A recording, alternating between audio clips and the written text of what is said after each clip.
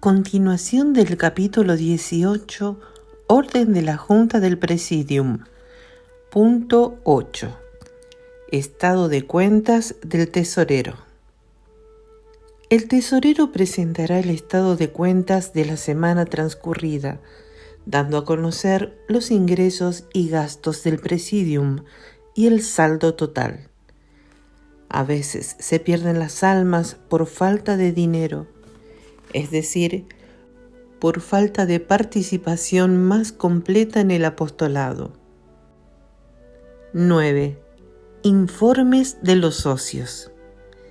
Mientras estén entregando sus informes, los miembros permanecerán sentados, los darán a viva voz, pero podrán servirse de apuntes.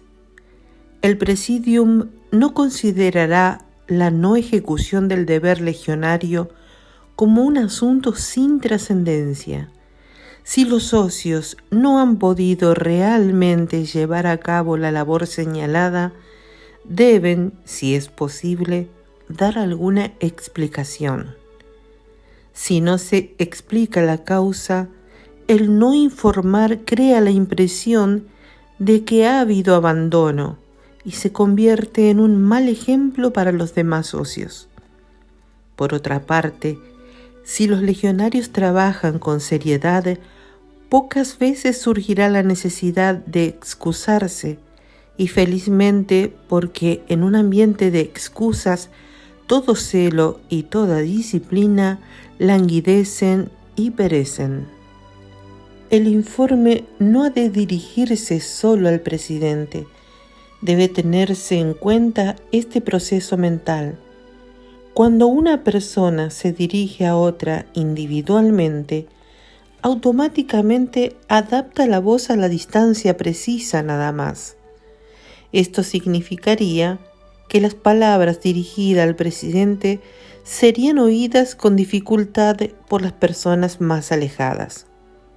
El informe y todo comentario sobre el mismo debe hacerse en un tono de voz que llegue a toda la sala.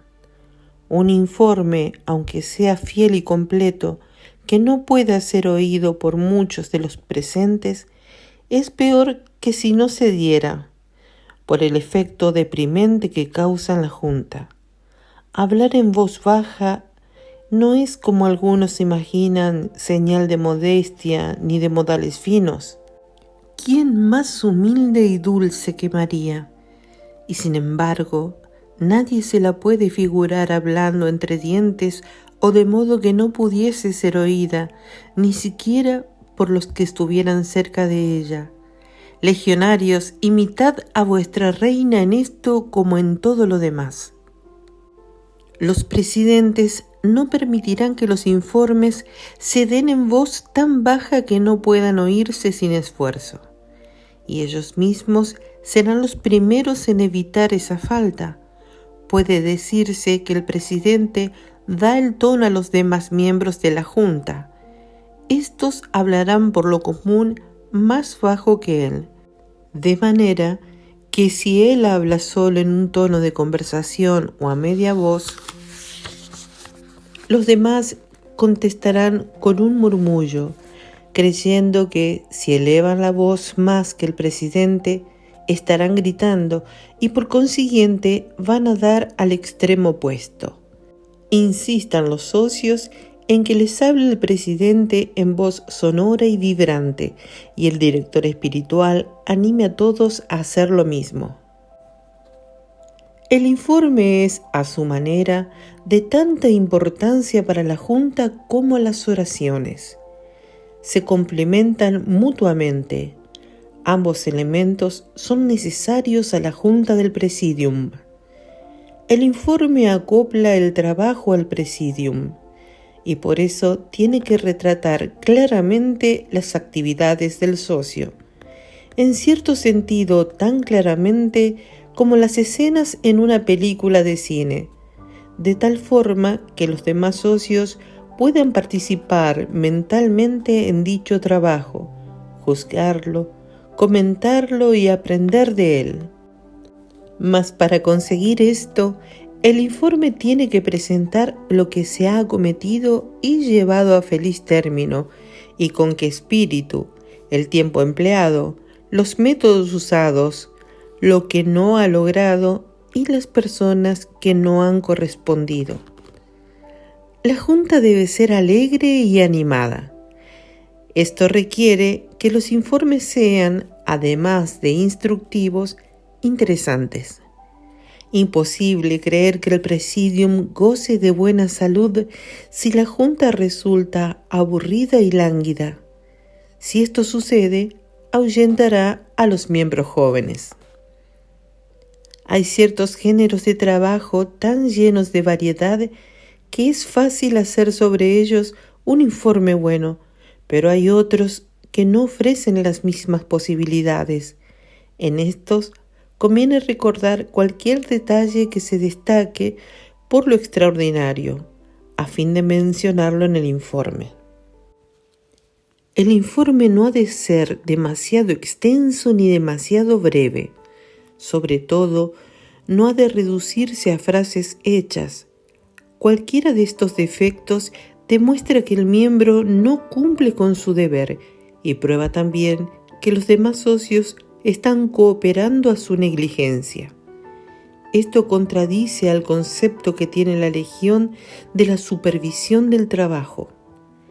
El Presidium no puede supervisar una obra si no se informa de ella plenamente. Generalmente es tan dificultoso el trabajo de la Legión que los socios, si no se ven estimulados en la Junta por un examen detallado de sus esfuerzos, fácilmente se echarán atrás. Y eso no puede ser. Están en la Legión para hacer todo el bien posible, y no sería extraño que, donde la naturaleza levanta más el grito, allí precisamente hubiera más necesidad de su actuación.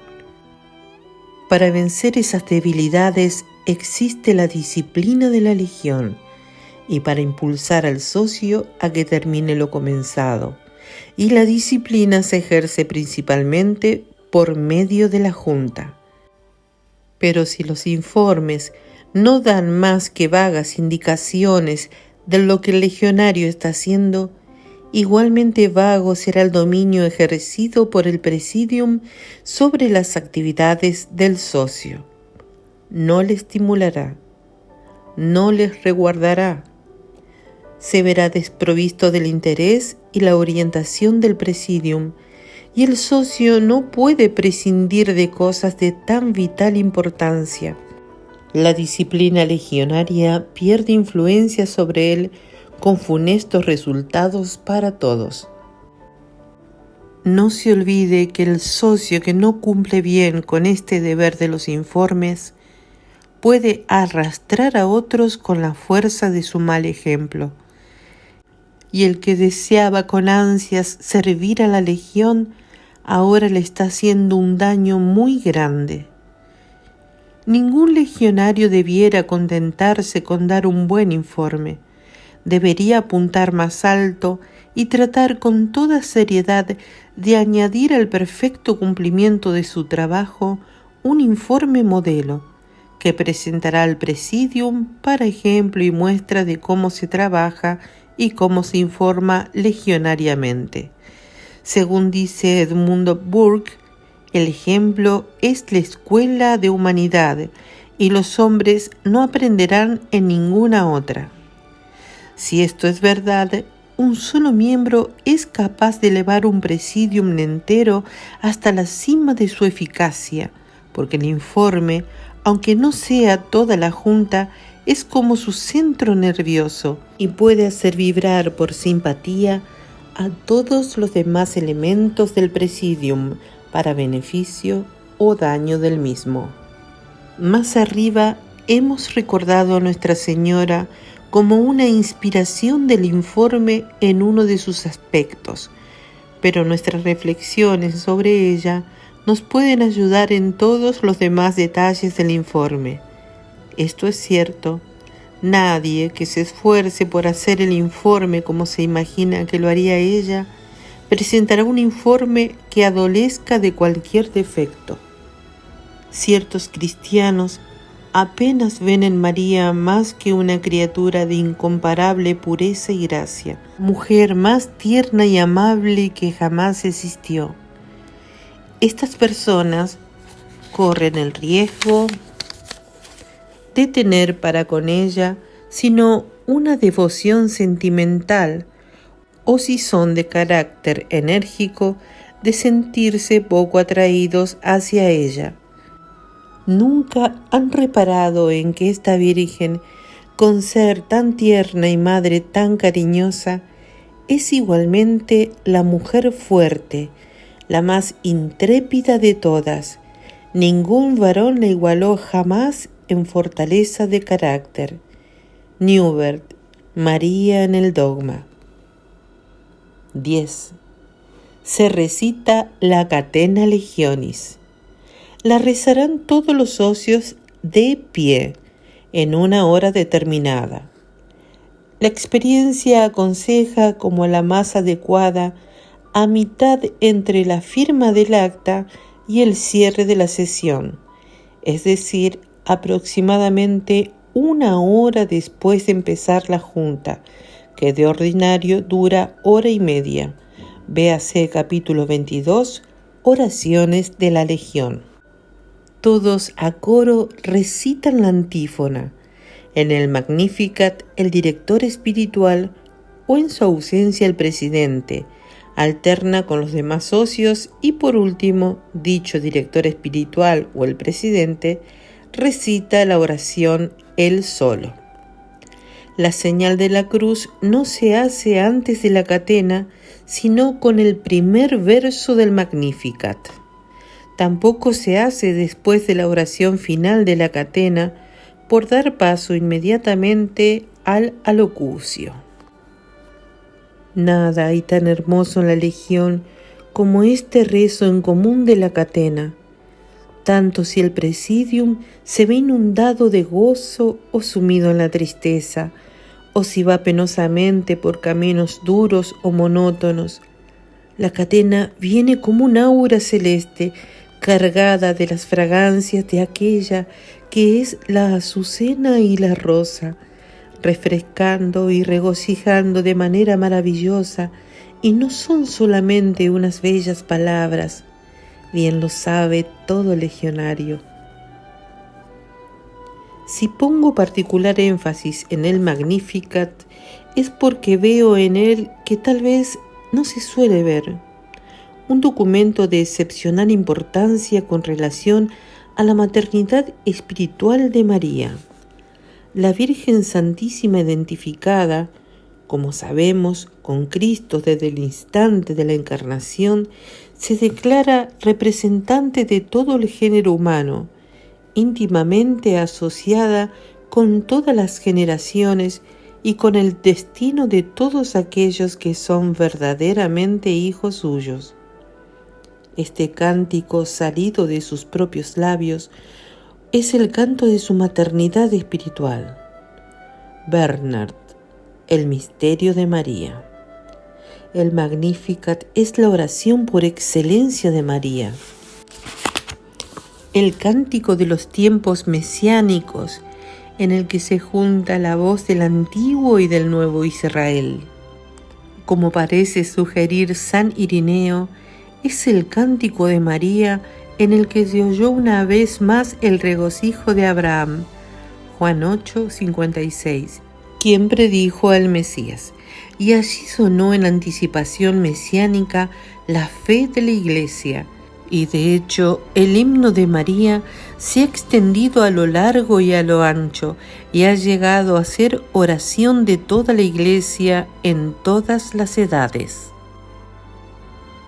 11. El alocucio. Los socios vuelven a sentarse y el director espiritual les dirige una breve plática a modo de comentario. A no ser que las circunstancias sean extraordinarias y requieran otra cosa, esa breve plática versará sobre el manual, como glosa del mismo, a fin de que poco a poco los legionarios lo vayan asimilando en todos sus detalles. El alocucio se tendrá en gran aprecio porque es un factor decisivo en la formación de los socios. Los responsables de dicha formación cometen contra la legión y contra sus miembros una injusticia si no procuran un rendimiento máximo. Ahora bien, si los socios han de desplegar todas sus energías hasta su máxima capacidad, ante todo deben conocer a fondo la organización destinada a emplear esas energías. Y esto no se logrará solo por medio del estudio del manual. Se necesita además el comentario que proporciona el alocucio. No puede el uno sustituir al otro. Ambos son complementarios. Algunos legionarios creerán haber estudiado a conciencia el manual con haberlo leído atentamente solo 2 o 3 veces. Ni 10 ni 20 repasos darán a conocer la legión cual es en sí y tal como ella misma quiere ser conocida. No se conseguirá más que a fuerzas de explicaciones y comentarios verbales semana tras semana, año tras año, hasta familiarizarse con todas las ideas contenidas en el manual. En ausencia del director espiritual, dicho comentario estará a cargo del presidente o de otro miembro designado por éste. Pero repitámoslo con insistencia, la sola lectura del manual o de otro documento no puede hacer las veces de alocucio.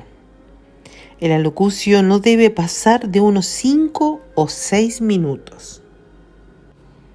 Entre un presidium donde el alocucio se hace con esmero y otro donde se hace de cualquier manera, habrá la misma diferencia que entre un ejército bien formado y otro falto de toda formación seria. Hace ya mucho tiempo que tengo el presentimiento de que, como el mundo se va empeorando por momentos y Dios, por decirlo así, no sigue ya dueño de los corazones de los hombres, está Él buscando con ahínco y con grandes ansias que los pocos que aún se mantienen fieles hagan algo de valor en su servicio. Tal vez nuestro Señor no podrá juntar en torno de su estandarte un ejército numeroso, pero quiere que al menos cada uno de los pocos sea un héroe entregado a Él en cuerpo y alma. Si nosotros pudiéramos incorporarnos a ese círculo mágico de almas generosas, yo creo que no se escatimaría ninguna gracia para llevar adelante la obra más querida del Divino Corazón, nuestra santificación personal. Monseñor Alfredo O'Reilly, Vida del Padre Guillermo Dual. 12. Terminado el alocucio, hacen todos la señal de la cruz y después continúan los informes y demás asuntos de la Junta. Es un hecho histórico que el lenguaje de Nuestra Señora era el lenguaje de una mujer extraordinariamente refinada. Su inclinación natural la habría hecho fácilmente poetisa. Cada vez que hablaba salían las palabras con un ritmo verdaderamente poético. Su fraseología era el lenguaje pintoresco de un artista en palabras. Lord, Nuestra Señora en el mundo moderno. 13. La colecta secreta. Después del alocucio se pasará inmediatamente la bolsa para la colecta secreta, contribuyendo cada cual según su posibilidad. El fin de esta colecta es sufragar los diversos gastos del presidium y mandar el superávit a la curia y consejos superiores para sostenimiento de los mismos. Reiteramos que estos consejos no tienen para desempeñar sus funciones administrativas otros medios de subsistencia que los suministrados por los presidia. Véase el capítulo 35, Fondos. La colecta no debe interrumpir las gestiones de la Junta. Vaya pasando la bolsa de uno a otro sin llamar la atención, y aunque no se deposite nada, introduzcan todos la mano. Para estos donativos de los socios, dispóngase de una bolsa decente. Un guante o una bolsita de papel no es lo propio. La razón por la cual se hace la colecta secretamente es que en el Presidium no debe haber la menor distinción entre socios adinerados o económicamente débiles. Respétese, pues, este carácter secreto de la colecta y no diga uno a otro con cuánto ha contribuido. Por otra parte, todos deben darse cuenta de que no solo el Presidium, sino la Legión entera dependen para su funcionamiento de la contribución de cada individuo. Por eso, no se considere este asunto como de pura fórmula. La obligación de contribuir no se cumple dando una suma tan pequeña que para el mismo socio no signifique casi nada. El hecho es que se le está concediendo el privilegio de participar en la misión general de la Legión. Sobre esta base es donde tiene que actuar la conciencia de la responsabilidad y la generosidad. Lo único secreto en esta colecta es la contribución individual. La suma total puede ser anunciada al presidente y por supuesto debe ser anotada debidamente en las cuentas para dar después razón de ella. Cuando Jesús elogia la limosna de la viuda, que da no de su abundancia, sino de su indigencia, Lucas 21, 3, 4, sospechamos que está pensando en María, su madre. Orsini, Historia de la Santísima Virgen. 14. Conclusión de la Junta. Tramitados todos los asuntos, incluso el designar trabajo a cada socio y la inscripción de los nombres en el registro de asistencia, termina la Junta con las oraciones finales de la Legión y la bendición del sacerdote. La Junta no debe durar más de 1 hora y media a partir de la hora señalada para su comienzo. Yo os aseguro que si 2 de vosotros se ponen de acuerdo en la tierra para pedir algo, sea lo que fuere, lo conseguirán de mi Padre que está en los cielos, porque donde están 2 o 3 reunidos en mi nombre, allí estoy yo en medio de ellos. Mateo 18, 19, 20.